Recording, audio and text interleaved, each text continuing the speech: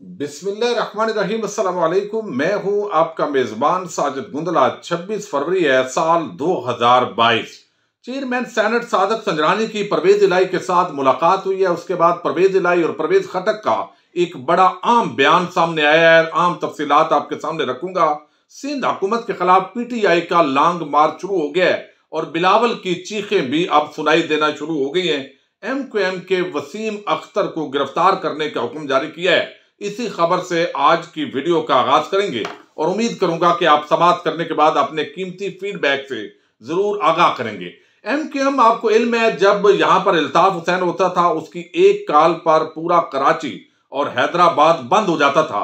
Target killers आराम के साथ अपनी कार्रवाइयां करते थे। बिलाखिर एक बड़ा ऑपरेशन हुआ और इल्ताफ हुसैन के साथ इन लोगों ने लाताल्लुकी का ऐलान किया और थोड़े अरसे के लिए ये सहमे रहे। लेकिन जो ही इन्होंने देखा कि इमरान खान की हुकूमत कमजोर है, पार्लिमानी सिस्टम है, तो अब दोबारा एक ब्लैक मेलिंग का सिस्टम शुरू हो चुका है। और दूसरी तरफ वो लोग जो यहां पर बाकायदा बदमाशी के अंदर और टारगेट किलिंग और भत्ताखोरी जैसी वारदातों के अंदर इल्ताफ हुसैन के दस्ते रात बने हुए थे, वो अब पाक सरजमीन पार्टी बन गई है और फिर एमक्यूएम पाकिस्तान बन गई है। इनको कौमी धारे में लाने के लिए असल में इनको रास्ता दिया गया, लेकिन फिर वही मामला जो है वो आगे बढ़ते दिखाई दे रहे हैं। अब बदकिस्मती ये है कि अब ब्लैकमेलिंग का जिस तरह का सिस्टम वहां पीपल्स पार्टी के साथ इनका चलता था, वही सिस्टम अब इस हुकूमत के साथ भी चलना शुरू हो गया है। अब कुछ पुराने केसेस हैं जो इन पर चल रहे हैं और आज भी एक आम टारगेट किलर को बड़ी अदालत ने सजा दी है।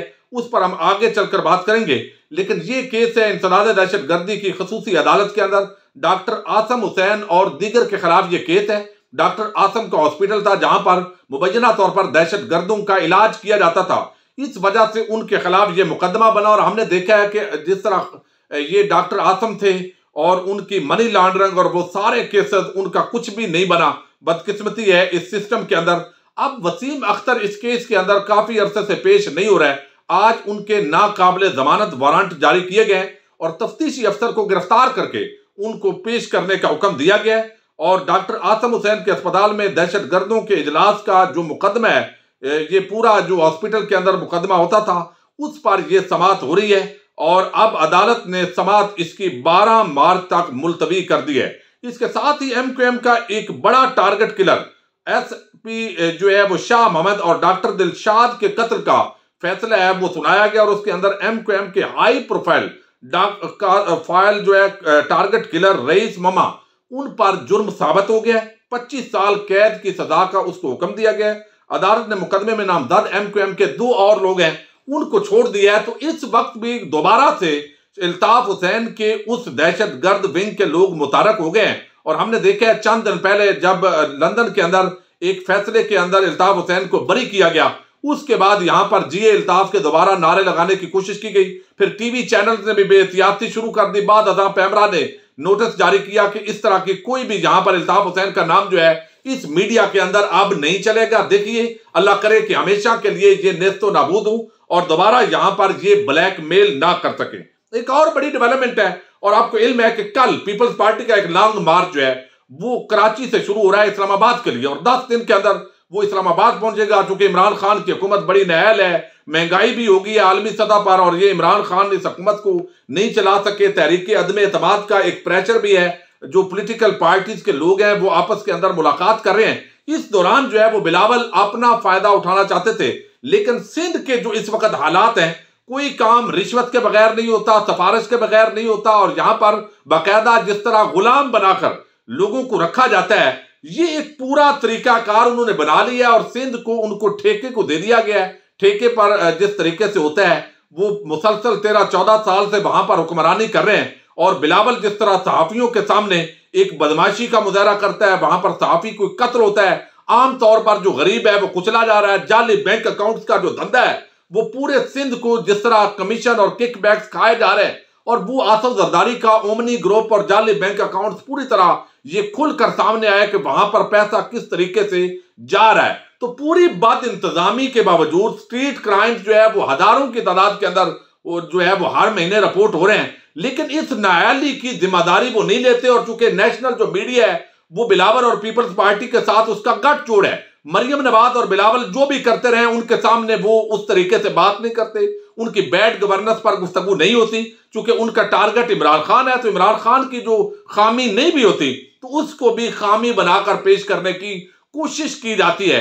तो पीटीआई सिंध जो है वो उसका आज लॉन्ग मार्च घोटकी जो है उससे शुरू हो चुका है। और आपको इल्म है सादकाबाद रहीम यार खान का जो पंजाब का आखिरी जिला है, इससे आगे घोटकी जो जिला है वो सिंध का शुरू होता है और शिकारपुर ये पहुंच चुका है। शाह महमूद कुरैशी, असद उमर और इनके साथ जो है अलीम शेख और जो मकामी क़यादत है वो साथ है। एक बड़ा हजारों की तादाद के अंदर पीटीआई के जो वर्कर्स हैं वो इस लॉन्ग मार्च के अंदर शरीक है। अगरचे इसको उस तरीके से कवरेज ना देना ये एक एजेंडे का हिस्सा है, लेकिन अली जैदी, अलीम आदल शेख और शाह महमूद कुरैशी की क़यादत के अंदर ये एक बाकायदा जिला घोटकी के इलाके कमो शहीद से लॉन्ग मार्च शुरू हो गया। रात सक्खर पहुंचेगा। आज पीटीआई सिंध के जो हकूक मार्च के शुरका हैं रात सक्खर में क्याम करेंगे और सक्खर में क्याम के दौरान मार्च के कायदीन जलसे से खिताब भी करेंगे। थोड़ी देर बाद आप सुनेंगे। और डीआईजी ऑफिस के करीब पिंडाल के अंदर से एक का लीडर उनका गिरा है, लेकिन इस पूरे मामले के अंदर अब हजारों की तादाद के अंदर लोग मोबिलाइज होंगे। उनको दावत दी जाएगी कि अगर जिस तरीके से इन्होंने सिंध को बर्बाद किया है, अब ये पीपल्स पार्टी और आसफ जरदारी, बिलावल ये समझते हैं कि पूरे पाकिस्तान को भी ये बर्बाद करने की कोशिश करें। तो आज जो बिलावल ने एक अजीब स्टेटमेंट दी है अब्बास बाख्तगी के अंदर, और अब ये चीखों का सिलसिला शुरू हो चुका है। और वजीर आज़म इमरान खान जो है इस हवाले से यकीनी तौर पर एक आम खिताब करने जा रहे हैं कौम के साथ भी। और अब इसके अंदर वो कहते हैं जी वजीर आज़म के खिलाफ तहरीक अदम एतमाद आ रही है और हम चाहते हैं जो बड़ी पार्टी है उसको हम हक दें। तो अब नून लीग अपने वजीर आज़म का ऐलान करेगी तो बेहतर यह है कि वजीर आज़म इमरान खान अपनी नहली पर इस्तीफा दे दे। भाई आपका जो सूबा है आपने बैड गवर्नेंस के रिकॉर्ड कायम किए हैं, या तो आप कोई ऐसी गवर्नेंस जो है वो मॉडल लेकर आते, वहां पर करप्शन ना होती, चोर बाजारी ना होती, डाकू राज कर रहे हैं वहां पर, स्ट्रीट क्राइम जो है उनकी रेशो में इंतहाई इजाफा हो गया है, सिफारिश और रिश्वत के बगैर काम आप कर नहीं रहे। तो इतना नहली आपकी गवर्नमेंट के अंदर है तो आपको तो कम अज कम इस पर शर्मिंदा होना चाहिए किसी से इस्तीफा मांगते हुए। और मुसलसल आप 18वीं तरमीम के बाद चूंकि सूबों के पास बड़ा बजट होता है, बड़े अख्तियारात होते हैं, इसके बावजूद मुसलसल 13-14 साल से आप हुकूमत कर रहे हैं, पहले भी आप करते रहे, लेकिन इसके बावजूद कोई तब्दीली वहां पर नहीं आई। उल्टा वहां गंदम चोरी हो जाती है, चूहे खा जाते हैं, ये आप उन्वान दे देते हैं। फिर जिस तरह गोश्त मुलाजमीन है वो वहां पर काम कर रहे हैं, बाकी चीजें। तो इस वक्त ये पीटीआई का जो लॉन्ग मार्च है उसको शायद मीडिया उस तरीके से कवरेज ना दे, लेकिन हम उसकी कवरेज करते रहेंगे कि वहां एजुकेशन के, हेल्थ के और बाकी जो बुनियादी इंसानी हकूक है किस तरह सिंध के अंदर पामाली हो रही है, ये सूरत हाल है। अब एक बड़ी डेवलपमेंट हुई है और वो ये कि आज जो यहां पर चेयरमैन सेनेट है सादक संजरानी, वो उन्होंने मुलाकात की है चौधरी बरादरान से। अब उन्वान यही होता है आजकल कि चौधरी शुजात हुसैन की खैरियत सारे दरियाफ्त करने जा रहे हैं, लेकिन असल तो इसका एजेंडा ज़ाहिर है वो सियासी होता है। और अब जो परवेज इलाही ने यहां पर स्टेटमेंट जारी की है और थोड़ा सा जो है वो जूम आनी बात भी की है, लेकिन एक क्लियर कट मैसेज दे दिया है कि होने कुछ नहीं जा रहा। नून लीग किसी भी सूरत के अंदर वो चौधरी परवेज इलाही को वजीर आला नहीं बनाएगी और वजीर आला से कम पर मैं बता चुका हूं जैसे इतलात आ रही हैं वो चौधरी बरादरान राजी भी नहीं होंगे। अब इसके अंदर जो है सिवाय इसके कि कोई एस्टेब्लिशमेंट जो है वो वाज़े अंदाज के अंदर इमरान खान के खिलाफ खड़ी हो, और ऐसा दिखाई नहीं दे रहा। अब यहां पर चौधरी परवेज इलाही कहते हैं कि पार्लिमानी रवायात को पामाल नहीं होने देंगे। अवाम ने हुकूमत को 5 साल का मैंडेट दिया है। अब ये बात ज़ाहिर है बड़ी एक क्लियर कट बात है।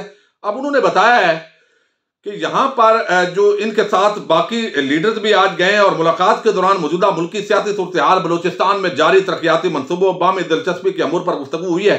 और इसके साथ ही उन्होंने बताया कि अभी पार्टी हमारी जो है वो प्रोसेस के अंदर है, मुशावरत कर रहे हैं। हर जमहूरी हुकूमत का हक है कि उसे अवामी खिदमत के लिए मौका दिया जाए, अरसा मुकम्मल करने दिया जाए, इलेक्शन मुकर्रर वक्त पर हैं ही अच्छे लगते हैं। मौजूदा सियासी हालात के अंदर मुल्की मफाद सबसे ज्यादा अजीज है, पूरी नजर है। हम चाहते हैं कि अवाम को फौरी रिलीफ देने के लिए अमली इकदामात किए जाएं। अब एक तो बजट मिल रहा है इनको हर जिले के अंदर, इनकी मर्जी की अपॉइंटमेंट हो रही है, तकरीबन 4 जिले तो इनको चौधरी बरादरान को ठेके पर दिए हुए हैं। तो अब ये क्यों दूसरी तरफ जाएंगे? तो एक मुलाकातें जरूर हो रही है, लेकिन जिस तरीके से मोनस इलाही ने इजहार कर दिया है तो इस वक्त तक चौधरी बरादरान जो है वो इनके साथ नहीं है। अब एक ही इनके पास रास्ता है और वो रास्ता जो है वही है कि चंद लोग अगर बिक जाएं तो फिर मामलात इनके चल सकते हैं। और दूसरी तरफ हुकूमत दावा कर रही है कि 7 अफराद तो बिल्कुल इस वक्त हमारे साथ हैं, अगर ये कोई ऐसी वैसी हरकत जो है वो होती भी है। अब परवेज खटक जो है उन्होंने भी एतमाद पर एक बड़ी बात कह दी, और ज़ाहिर है उनके भी राब्ते हो रहे हैं। और इस वक्त वज़ीर आज़म ने जिन लोगों की ड्यूटी लगाई है अपोजिशन के मुख्तलिफ लोगों से और इत्तेहादियों से राब्ते के लिए, उसके अंदर परवेज खटक का एक बड़ा आम रोल है। अब वो कहते हैं कि अब तमाम इत्तेहादी इमरान खान के साथ खड़े हैं। अपोजिशन का ड्रामा फ्लॉप हो चुका है। परवेज इलाही हमारे मुखलस इत्तेहादी हैं। परवेज इलाही का नाम इस्तेमाल करके अपोजिशन फ्लॉप शो में दम नहीं भर सकती। अपोजिशन के 7 मेंबरान कौमी असम्बली मेरे साथ राब्ते में है। ये खुद आज पहली मरतबा, पहले ये जराए के हवाले से मैं कल आपको खबर दे रहा था, लेकिन अब परवेज खटक ने खुद ये स्टेटमेंट जारी की है। वक्त आने पर अपोजिशन को कैसे तोड़ूंगा सब देख लेंगे। ये परवेज खटक के आप एतमाद देखिए। अब चूंकि जो अपोजिशन ने इधर उधर मुलाकातें की है, तो हुकूमत ने अब आहिस्ता आहिस्ता असल अपना जो रंग है वो दिखाना शुरू कर दिया है। वक्त आने पर अपोजिशन को कैसे तोड़ूंगा सब देख लेंगे। हमारा कोई MNA कहीं नहीं जा रहा, सब अफवाहें हैं। अपोजिशन की अदम एतमाद की तहरीक बुरी तरह नाकाम होगी। महंगाई आलमी सतह पर कोरोना वायरस की वबा की वजह से है।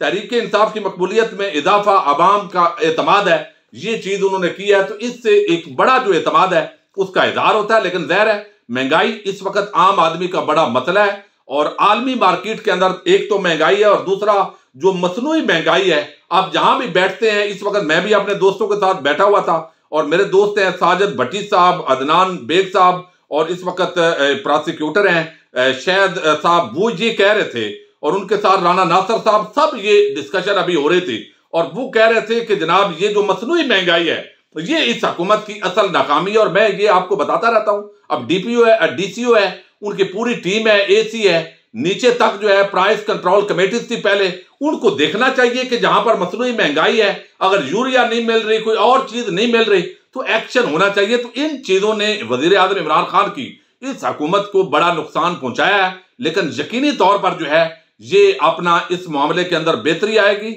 और इस वक्त जिस तरह रेमिटेंस के अंदर इजाफा हो रहा है, जिस तरह बरामदात के अंदर इजाफा हुआ है, टैक्स कलेक्शन के अंदर इजाफा हुआ है, तो इंटरनेशनल जो मामलात हैं वो बेहतर हुए हैं। तो साथ ही CPEC पर तेजी के साथ काम जारी है।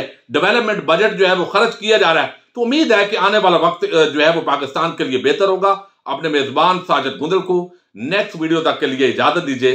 अल्लाह हाफिज।